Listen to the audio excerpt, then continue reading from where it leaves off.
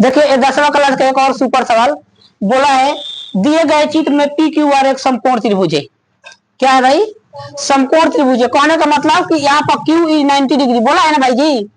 P Q का मान 35 दिया है, पी एस का मान 21 सेंटीमीटर दिया है, और आपसे बोला है सर अर्धवृत्त की त्रिज्या बताओ। इस अर्धवृत्त की त्रिज्या बताना है। ये क्यू एस आर क्या है? अर्धवृत्त है।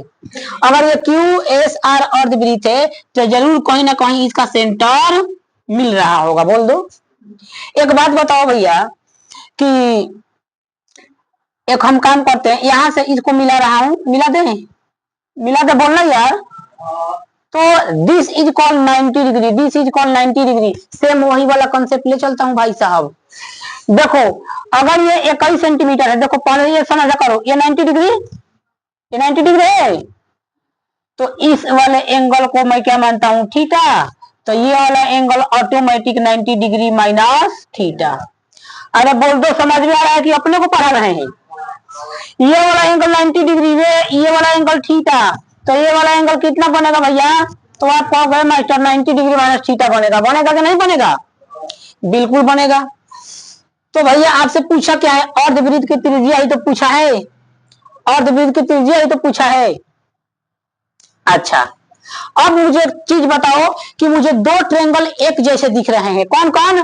तो त्रिभुज A P S, P Q S है और क्यू एस क्यू आर, क्या एक जैसे दिख रहे हैं? अच्छा, या मैं ऐसे भी चल सकता था। देखो तो अब बताओ, छोटुआ में 90 डिग्री के सामने क्या, इसमें लो एस क्यू आर में 90 डिग्री के सामने क्या है भैया? क्यू आर है। 90 डिग्री के सामने क्या है? क्यू आर है। और एकरा में लो है 90 डिग्री के सामने क्या है? तो पी क्यू है। बहुत बढ़िया, बहुत खूबसूरत जवाब, बराबर हो जाएगा भैया। अब लो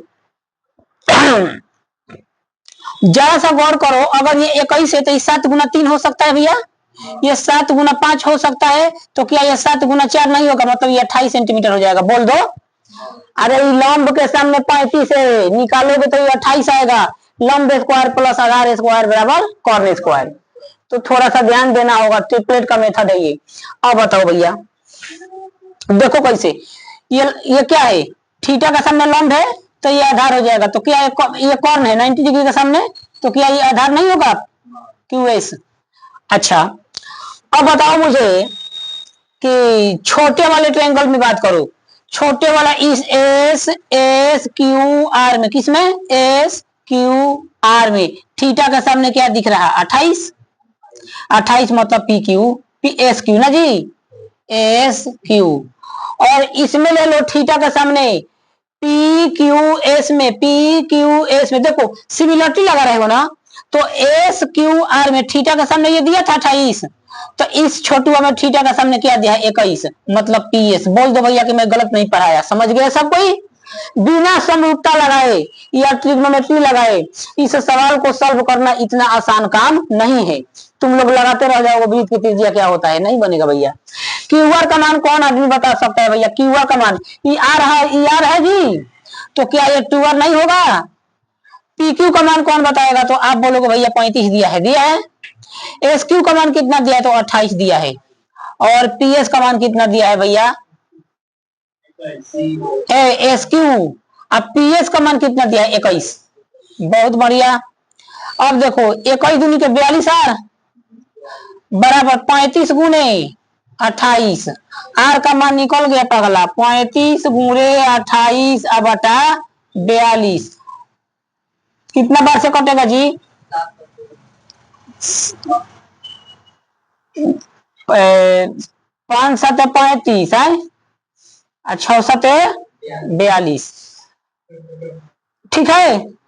अच्छा, ये कितना बार में कटेगा? 6 चौके 24, ये इसको काट दो, 6 चौका 24, फिर बचा 4 4 छक्का 6 36, मतलब 5 गुणे 4.6, 5 छक्का 30, 5 चौका 20 3 23, मतलब 23 सेंटीमीटर इस वृत्त की क्या आ गई?